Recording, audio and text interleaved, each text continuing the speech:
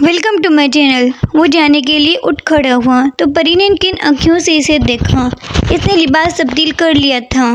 وہ شرٹ کے آستینے آدھی مگر رنگ سیاہ تھا، اوپر سفید ٹورویسٹ جیکٹ، گردن کے گرد بالکل سرخ مفلر۔ رائٹ باس، عرصہ نے تابعداری دکھائی اور مسکراتے ہوئے ایک نگاہ پریشا پر ڈالی بغیر باہر نکل گیا۔ وہ اف کہتے ہوئے کلس کر رہ گئی۔ ان 15 منٹ میں پریشا نے کوئی 200 دفعہ ان دونوں کو ضرور پروگرام بنانا تھا، تم دونوں کے ساتھ سنایا تھا۔ نشا ڈھیٹ بنی سنتی رہی۔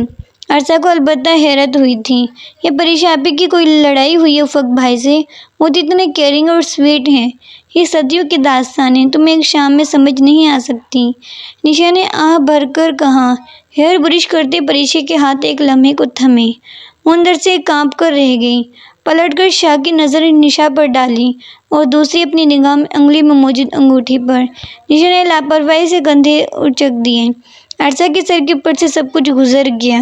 وہ پیر پٹک کر باتھ روم میں چلی گئی۔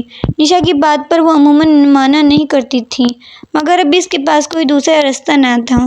نشا اور عرصہ چلی جاتی تو اس نے بھلا کیا قصور کیا تھا جو وہ اکیلی چھوٹے سے کمرے میں بیٹھی رہتی؟ یوں بھی افق کے ساتھ مارکیٹ جانے سے برا نہیں لگ رہا تھا، البتہ یوں ظاہر کرنا وہ اپنا فرض سمجھتی تھی۔ پارکنگ ایریا میں کھڑی ٹور کمپنی کی بس کے ساتھ ٹیک لگائے کھڑا افق ان کا انتظار کر رہا تھا۔ انہیں دیکھ کر سیدھا ہو گیا۔ ایک استقبالیہ مسکراہٹ نے اس کے لبوں کا احاطہ کر لیا۔ پی کیپ بھی اس کے سر پر تھی۔ کینٹ چلتے ہیں، یہاں سے بہت قریب ہے۔ ان کی رہنمائی کرتے ہوئے وہ ہوٹل پارکنگ ایریاز کے نیچے سڑک تک جاتی ڈھلوان اتر رہا تھا۔ تم ترکی سے آئی ہو یا صوبہ سرحد سے؟ نشا کو اس کے پشاور اور ارد گرد کی معلومات حیران کرتی تھیں۔ وہ بے اختیار ہنس پڑا۔ وہ بس پچھلی دفعہ ادھر آیا تھا، وہ خاصے دن یہاں گزارے تھے، اس لیے آئیڈیا ہو گیا۔ پچھلی دفعہ کب آئے تھے؟ 2 سال پہلے۔ وہ لوگ ڈھلوان اتر کے نیچے سڑک پر آ چکے تھے۔ سڑک اچھی خاصی کھلی تھی، مگر پھلوں کی ریہڑیوں اور خوانچہ فروشوں کے باہمی تعاون سے اب بہت تنگ ہو چکی تھی۔ اس جگہ ہوٹلز تھے یا پی سی او؟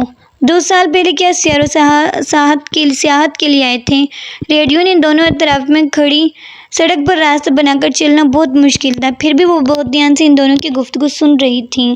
ہاں، سیر و سیاحت کے لیے۔ اور بولتے بولتے وہ ایک دم خاموش ہو گیا۔ اور بس کچھ کام تھا۔ وہ صاف ٹال گیا۔ نشا اخلاقیات سے اتنی تو آگاہ تھی ہی کہ اگر وہ ٹال رہا تو اس کا کام کی تفصیل نہ پوچھتی۔ افق نے ٹیکسی روکی۔ ٹیکسی والا انگریزی نابل تھا۔ 100 کرایہ کا معاملہ نشا نے ہی طے کیا۔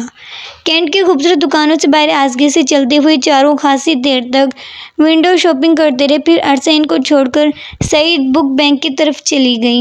وہ تینوں ایک جیولری شاپ میں داخل ہو گئے۔ یہ اتفاق ہی تھا۔ جب نشا مختلف ایئر رنگز دیکھ رہی تھی اور اپنی ڈھیلی پونی کو کستے ہوئے پریشا کے بالوں کو جکڑا، ربر بینڈ ٹوٹ گیا۔ اس کے بال کسی آبشار کی طرح کمر پر گر گئے۔ نشی، تمہارے پاس کوئی کیچر ہے؟ اپنے لمبے لیئرز میں کٹے بالوں کو سنبھالتی وہ پریشانی سے نشا سے بولی۔ اپنا خریدتے ہوئے تمہیں موت پڑتی ہے؟ وہ بہت مصروف تھی، سو کھٹ سے بولی۔ دفع ہو جاؤ۔ وہ بڑبڑاتے ہوئے سامنے شوکیس پر پڑی باسکٹ میں رکھے کیچرز اور پونی دیکھنے لگی۔ یہ کیسا ہے؟ اس نے چونک کر سر اٹھایا۔ افق ہاتھ میں کیچر لیے اسے دکھا رہا تھا۔ اس نے نظریں جھکا کر کیچر کو دیکھا۔ وہ سلور کلر کا تھا۔ اس کی ایک طرف گول بڑا سا فیروزی رنگ کا پتھر، جبکہ دوسری طرف سبز اور نیلا 2 رنگا پتھر جڑا تھا۔ اچھا ہے۔ اس نے خوبصورت کیچر لینے کے لیے ہاتھ بڑھایا۔ افق نے اس کی پر پرکھنا چاہا۔ پکڑتے پکڑتے وہ زمین پر گر پڑا۔ وہ گھبرا کر جھکی اور کیچر اٹھا لیا۔ اس کے 2 رنگے کے درمیان ضرب لگنے سے ایک ہلکی سی سیدھی لکیر پڑ گئی۔ ٹوٹ تو نہیں گیا؟ وہ پوچھ رہا تھا۔ اس نے نفی میں گردن کو جنبش دی، پھر اسے نظر کر کے سیل مین سے قیمت پوچھی۔ 250 روپے۔ افق نے پیسے دکاندار کی طرف بڑھائے۔ سوری، یہ میں خود خریدوں گی۔ اس نے دبی آواز میں اسے ٹوکا۔